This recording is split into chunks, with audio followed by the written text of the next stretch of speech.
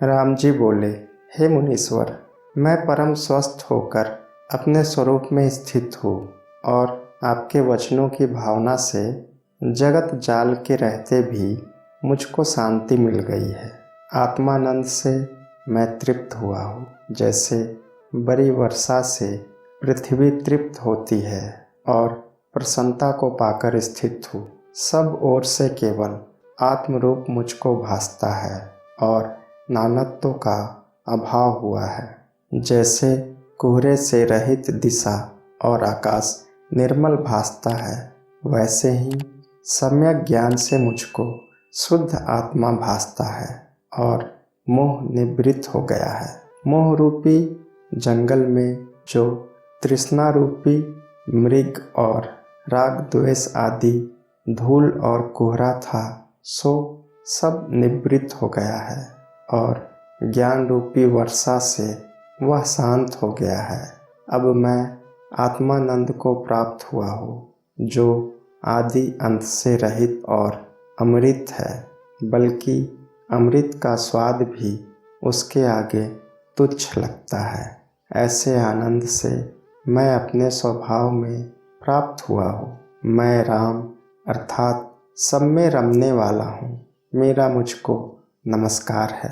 अब मैं सब संदेह से रहित हूँ और अब सब संशय और विकार मेरे नष्ट हो गए हैं। जैसे प्रातःकाल होने से निशाचर और बैताल आदि छिप जाते हैं, वैसे ही राग द्वेषादिक विकारों का अभाव हुआ है और निर्मल विस्तीर्ण हिम की नाई हृदय कमल में मैं स्थित हूँ।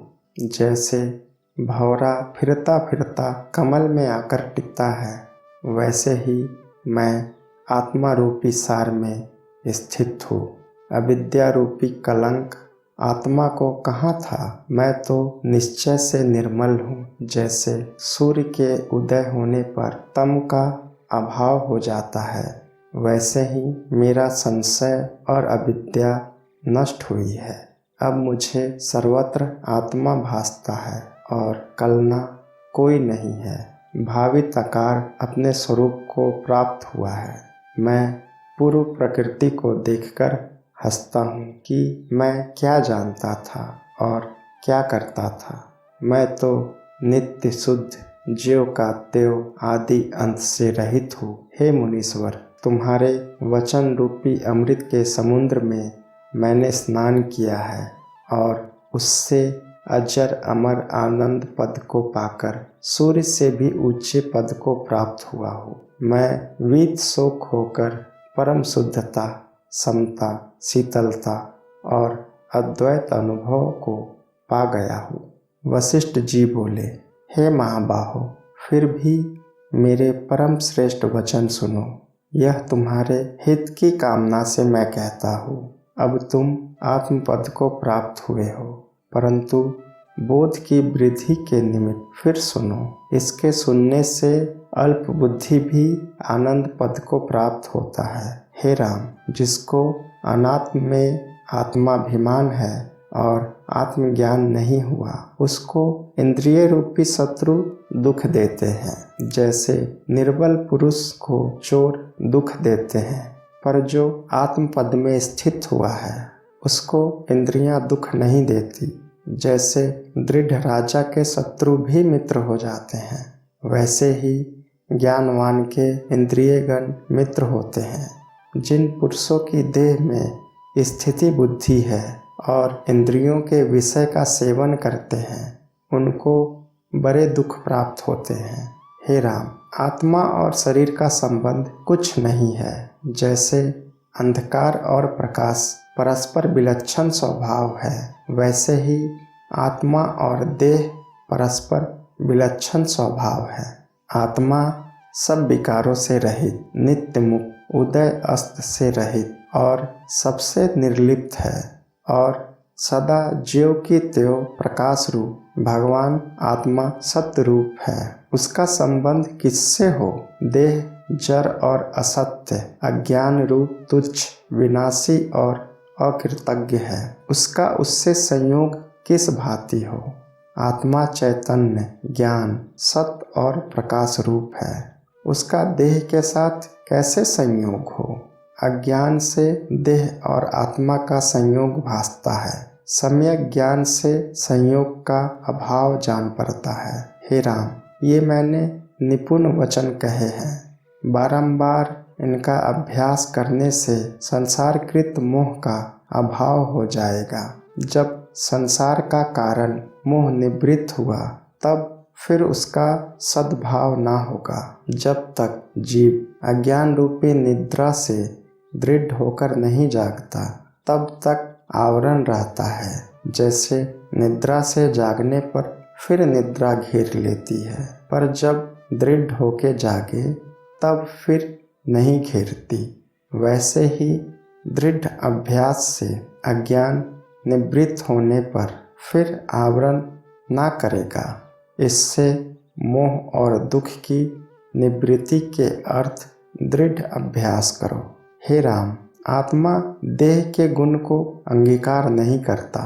यदि देह के गुण अंगीकार करे तो आत्मा भी जड़ हो जाए, पर यह तो सदा ज्ञान रूप है। और जो देह आत्मा के गुण परमार्थ से अंगीकार करे तो देह भी चेतन हो जाए, पर वह तो जड़ रूप है, उसको अपना ज्ञान कुछ नहीं। जब यथार्थ ज्ञान होता है तब शरीर तुच्छ और जड़ भासित होता है। हे राम, देह और आत्मा का कुछ संबंध नहीं, समवाय संबंध भी नहीं। फिर इससे मिलकर वृथा दुख को ग्रहण करने से बढ़कर और मूर्खता क्या है? जब कुछ भी इनका समान लक्षण हो तब संबंध भी हो, पर जिसका कुछ भी समान लक्षण ना हो उसका संबंध कैसे हो? आत्मा चैतन्य है, देह जड़ है। आत्मा सत्य रूप है, देह असत रूप है। आत्मा प्रकाश रूप है, देह तम रूप है। आत्मा निराकार है, देह साकार है। आत्मा सूक्ष्म है और देह स्थूल है। तो फिर आत्मा और देह का संबंध कैसे हो? और जब इनका संयोग ही नहीं तब दुख किसको हो? जैसे सूक्ष्म और स्थूल, दिन और रात्रि, ज्ञान और अज्ञान, धूप और छाया, सत्य और असत का संबंध नहीं होता, वैसे ही आत्मा और देह का संयोग नहीं होता। देह के सुख दुख से आत्मा को सुखी या दुखी मानना मिथ्या भ्रम है। जरा मरण, सुख दुख और भाव अभाव आत्मा में रंच मात्र भी नहीं। यदि देह में अभिमान होता है तो जीव ऊंच नीच जन्म पाता है। वास्तव में कुछ नहीं, केवल ब्रह्म सत्ता अपने आप में स्थित है और उसमें विकार कोई नहीं। जैसे सूर्य का प्रतिबिंब जल में होता है और जल के हिलने से प्रतिबिंब भी हिलता है, वैसे ही देह के सुख दुख से आत्मा में सुख दुख रूप विकार मूर्ख देखते हैं। आत्मा सदा निर्लेप है। जब यथाभूत सम्यक आत्मज्ञान हो तब देह में स्थित होकर भी वह भ्रम को ना प्राप्त हो। हे राम, जब यथाभूत ज्ञान होता है तब सत्य को सत्य और असत को असत जानता है। जैसे दीपक हाथ में होता है तब सत्य असत पदार्थ भासते हैं, वैसे ही ज्ञान से मनुष्य सत्य असत यथार्थ जानता है और वैसे ही अज्ञान से मोह में भ्रमता है। जैसे वायु से पत्र भ्रमता है, वैसे ही मोह रूपी वायु से अज्ञानी जीव भ्रमता है और कदाचित स्वस्थ नहीं होता। जैसे यंत्र की पुतली तागे से चेष्टा करती है, वैसे ही अज्ञानी जीव प्राण रूपी तागे से चेष्टा करते हैं। और जैसे नट अनेक स्वांग भरता है, वैसे ही कर्म से जीव अनेक शरीर रखता है। जैसे काठ की पुतली तृण, काष्ठ, फूल आदि को लेती, छोड़ती और नृत्य करती है, वैसे ही ये प्राणी भी चेष्टा करते हुए शब्द, स्पर्श, रूप, रस, गंध को ग्रहण करते हैं। जैसे वे पुतलियां जड़ हैं, वैसे ही ये भी जड़ है। यदि कहिए कि इनमें तो प्राण है, तो जैसे लुहार की धौकनी श्वास को लेती और छोड़ती है, वैसे ही ये जीव भी चेष्टा करते हैं। हे राम, अपना वास्तव स्वरूप जो है सो ब्रह्म है। उसके प्रमाद से जीव मोह और कृपणता को प्राप्त होते हैं। जैसे लुहार की खाल वृथा श्वास लेती है, वैसे ही इनकी चेष्टा व्यर्थ है। इनकी चेष्टा और बोलना अनर्थ के निमित्त है। जैसे धनुष से जो बाण निकलता है वह हिंसा के निमित्त है, उससे और कुछ कार्य सिद्ध नहीं होता, वैसे ही अज्ञानी की चेष्टा और बोलना अनर्थ और दुख के निमित्त है, सुख के निमित्त नहीं, और उसकी संगति भी कल्याण के निमित्त नहीं है। जैसे जंगल के ठूठ वृक्ष से छाया और फल की इच्छा करना व्यर्थ है, उससे कुछ फल नहीं होता और ना विश्राम के निमित्त छाया ही प्राप्त होती है, वैसे ही अज्ञानी जीव की संगति से सुख नहीं होता, उनको दान देना व्यर्थ है। जैसे कीचड़ में घृत डालना व्यर्थ होता है, वैसे ही मूर्खों को दिया दान व्यर्थ होता है, उनसे बोलना भी व्यर्थ है। जैसे यज्ञ में कुत्ते को बुलाना निष्फल है, वैसे ही उनसे बोलना निष्फल है। हे राम, जो अज्ञानी जीव हैं वे संसार में आते जाते और जन्मते मरते हैं और शरीर में आस्था करते हैं। वे पुत्र, दारा, बांधव, धनादिक से ममत्व बुद्धि करते हैं, पर इस मिथ्या दृष्टि से वे दुख पाते हैं और मुक्ति कदाचित नहीं होती, क्योंकि वे अनात्मा में आत्मबुद्धि को त्याग नहीं करते और ममता बुद्धि में दृढ़ रहते हैं। हे राम, जो अज्ञानी हैं वे असत पदार्थ को देखते हैं और वस्तु रूप की ओर से अंधे हैं, इससे वे परमार्थ धन से विमुख रहते हैं। नरक का सार जो भोग आदि हैं, उनसे वे प्रीति करते हैं और उनको देखकर प्रसन्न होते हैं। जैसे मेघ को देखकर मोर प्रसन्न होता है, वैसे ही स्त्री आदि को देखकर मूर्ख प्रसन्न होते हैं। हे राम, मूर्ख को मारने के निमित्त स्त्री विष की बेली है, नेत्र उसके फूल हैं, होठ पत्ते हैं, स्तन गुच्छे हैं और अज्ञान रूपी भौरे वहाँ विराजमान होते हैं और उनका नाश करते हैं।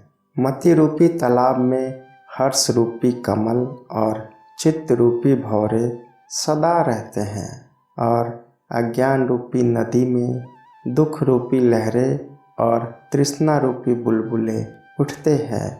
यही नदी मरण रूपी बरवाग्नि में जा मिलेगी। हे राम, जब जन्म होता है तब जीव महागर्भ अग्नि से जलता हुआ निकलता है और महामूर्ख अवस्था में निकलकर दुखी होता है। वह जब यौवन अवस्था को प्राप्त होता है तब विषयों का सेवन करता है, वे भी दुख के कारण होते हैं। फिर वृद्धावस्था को प्राप्त होता है, तब शरीर आसक्त होता है और हृदय की तृष्णा जलाती है। इस प्रकार जन्म मरण अवस्था में जीव भटकते हैं। हे राम, संसार रूपी कूप में मोह रूपी घटों की माला है और तृष्णा और वासना रूपी रस्सी से बंधे हुए जीव भ्रमते हैं। ज्ञानवान को संसार कोई दुख नहीं देता, गोपद की नाई तुच्छ हो जाता है, पर अज्ञानी को समुद्र की तरह उससे उबरना कठिन हो जाता है। वह अपने भीतर ही भ्रम देखता है और निकल नहीं सकता। थोड़ा भी उसको बहुत हो जाता है। जैसे पक्षी को पिंजरे में और कोल्हू के बैल को घर में ही मार्ग दुस्तर हो जाते हैं, वैसे ही अज्ञानी को तुच्छ संसार बड़ा दुस्तर भासता है। हे राम, जगत को रमणीय जानकर जीव उनके जिन पदार्थों की इच्छा करता है वे सब पंच भौतिक पदार्थ हैं, पर वह मोह से उनको सुंदर जानता है, उनमें प्रीति करता है और उन्हें स्थिर जानता है। वे सब अनर्थ के निमित्त होते हैं। हे राम, अज्ञान रूपी चंद्रमा के उदय से भोग रूपी वृक्ष पुष्ट होते हैं। वे जन्मों की परंपरा रूपी रस को पाते हैं, कर्म रूपी जल में सिंचते हैं और पुण्य और पाप रूपी मंजरी उनमें होती है। अज्ञान रूपी चंद्रमा का अमृत वासना है और आशा रूपी चकोर उसको देखकर प्रसन्न होता है। आशा रूपी कमलिनी पर अज्ञान रूपी भौरा बैठकर प्रसन्न होता है। इसलिए सब जगत अज्ञान के कारण रमणीय भासता है। हे राम, जिस ज्ञान से यह जगत स्थित है उसका प्रवाह सुनो। जब अज्ञान रूपी चंद्रमा पूर्ण होकर स्थित होता है तब कामना रूपी क्षीर समुद्र उमड़ता है और उसमें अनेक तरंगे उठती है। उनके रस से तृष्णा रूपी मंजरी पुष्ट होती है और काम, क्रोध, लोभ और मोह रूपी चकोर उसको देखकर प्रसन्न होते हैं। देहाभिमान रूपी रात्रि के निवृत्त होने पर विवेक रूपी सूर्य का उदय होता है। तब अज्ञान रूपी चंद्रमा का प्रकाश निवृत्त हो जाता है। हे राम, अज्ञान से जीव भ्रमते हैं और उनकी चेष्टा उल्टी हो जाती है। जो तुच्छ और नीच दुख रूप पदार्थ हैं उनको देखकर वे उनको सुखदायक और रमणीय जानते हैं और स्त्री को देखकर प्रसन्न होते हैं। कवीश्वर कहते हैं कि उनके कपोल कमल से, नेत्र भौरों से, ओठ हंसते हुए और भुजा बेली की नाई है। कंचन के कमल से स्तन है, उदर और वक्षस्थल बहुत सुंदर हैं।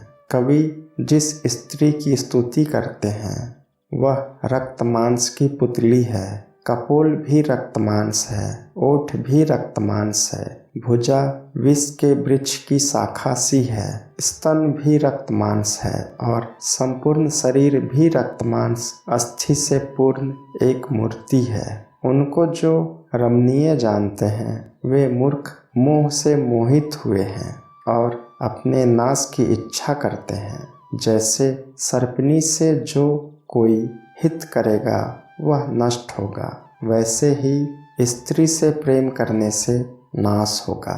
जैसे केले के वन का महाबली हाथी काम से नीच गति पाता है और संकट में पड़ता है और अंकुश सहकर अपमान को प्राप्त होता है, वह एक स्त्री की इच्छा से ही ऐसी गति को प्राप्त होता है। वैसे ही यह जीव स्त्री की इच्छा करके अनेक दुख पाता है। जैसे दीपक को रमणीय जानकर पतंगे उस पर गिरता है और नष्ट होता है, वैसे ही यह जीव स्त्री की इच्छा करता है और उसके संग से नाश को प्राप्त होता है। लक्ष्मी का आश्रय करके जो सुख की इच्छा करता है वह भी सुखी ना होगा। जैसे पहाड़ दूर से देखने पर सुंदर लगता है वैसे ही यह भी देखने में सुंदर लगती है, पर स्त्री का आश्रय करके जो सुख की इच्छा करे तो उसे सुख ना मिलेगा, अंत में दुख ही प्राप्त होगा। लक्ष्मी का भी यही हाल है। जब लक्ष्मी प्राप्त होती है तब मनुष्य अनर्थ और पाप करने लगता है और दुख का पात्र होता है, और जब वह जाती है तब दुख दे जाती है और वह उससे जलता रहता है। हे राम, जगत में सुख की इच्छा करना व्यर्थ है। जीव जब पहले जन्म लेता है तब भी दुख सहता है, फिर जन्म लेकर जब मूर्ख और नीच बाल अवस्था को प्राप्त होता है तब कुछ विचार नहीं होता, उसमें दुख पाता है और कुछ शक्ति नहीं होती, उससे भी दुख पाता है। जब यौवन अवस्था रूपी रात्रि आती है तब उसमें काम, क्रोध, लोभ और मोह रूपी निशाचर विचरते हैं और तृष्णा रूपी पिशाचिनी घेरती है, क्योंकि उस अवस्था में विवेक रूपी चंद्रमा का उदय नहीं होता। इससे अंधकार में वे सब क्रीड़ा करते हैं। हे राम, यौवन अवस्था रूपी वर्षा काल में बुद्धि आदि नदियाँ मलिन भाव को प्राप्त होती है। काम रूपी मेघ गरजता है और तृष्णा रूपी मोरनी उसको देखकर प्रसन्न होकर नृत्य करती है। फिर यौवन अवस्था रूपी चूहे को बुढ़ापा रूपी बिल्ली खा लेती है और शरीर महाजर्जरीभूत हो जाता है, निर्बल हो जाता है, किंतु तृष्णा बढ़ती जाती है और हृदय जलता है। निदान फिर मृत्यु रूपी सिंह जरा रूपी हरणी को भक्षण कर लेता है। इस प्रकार मनुष्य उपजता और मरता है और आशा रूपी रस्सी में बंधा हुआ घड़ी के लटकन की तरह भटकता है, शांति कदापि नहीं पाता। हे राम, यह ब्रह्मांड एक वृक्ष है, उसमें जीव रूपी पत्ते लगे हैं, वे कर्म रूपी वायु से हिलते हैं, उसमें अज्ञान रूपी जड़ता है, चित्त रूपी ऊंचा वृक्ष है, उस पर लोभ आदि उल्लू बैठे हैं और काल रूपी हाथी आकर उनको चट कर जाता है। हे राम, जनता रूपी जीर्ण पक्षी आकाश रूपी फंदे से बंधे हुए वासना रूपी पिंजरे में पड़े हैं। वे राग द्वेष रूपी अग्नि में जल भूनकर काल रूपी पुरुष के मुख में प्रवेश करते हैं। जन रूपी पक्षी उड़ते फिरते हैं। किसी दिन जब काल रूपी व्याध जाल फैलाएगा तब उनको फंसा लेगा। हे राम, संसार रूपी तालाब में जीव रूपी मछलियां हैं और काल रूपी बगुला उनको भोजन करता है। काल रूपी कुम्हार जन रूपी मृत्तिका के बर्तन बनाता है और वे शीघ्र ही फूट जाते हैं। जीव रूपी नदी कर्म रूपी तरंगों को फैलाती है और काल रूपी बरवाग्नि में जा पड़ती है। जगत रूपी हाथी के मस्तक में जीव रूपी मोती है, उस हाथी को काल रूपी सिंह भोजन कर जाता है। वह काल रूपी भक्षक ऐसा है कि उसमें ब्रह्म को भी नहीं छोड़ा। इस तरह सबको खाकर भी वह तृप्त नहीं होता। जैसे घृत की आहुति से अग्नि तृप्त नहीं होता, वैसे ही काल जीवों के भोजन से तृप्त नहीं होता। हे राम, एक निमेष में अनेक जगत उपजते हैं और निमेष में लीन हो जाते हैं। सबके अभाव में जो शेष रहता है वह रुद्र है। फिर वह निवृत्त होता है और सबके पीछे एक परम तत्व ब्रह्म सत्ता रहती है। हे राम, जो कुछ जगत है वह अज्ञान से भासता है। जन्म मरण, बाल अवस्था, यौवन और वृद्धा अवस्था आदि विकार अज्ञान से भासते हैं और अज्ञान के नष्ट होने पर सब नष्ट हो जाते हैं। जब तक आत्मविचार नहीं उपजता तब तक अज्ञान रहता है और जब आत्मविचार उपजता है तब अज्ञान रूपी रात्रि निवृत्त हो जाती है। केवल ब्रह्म पद भासता है।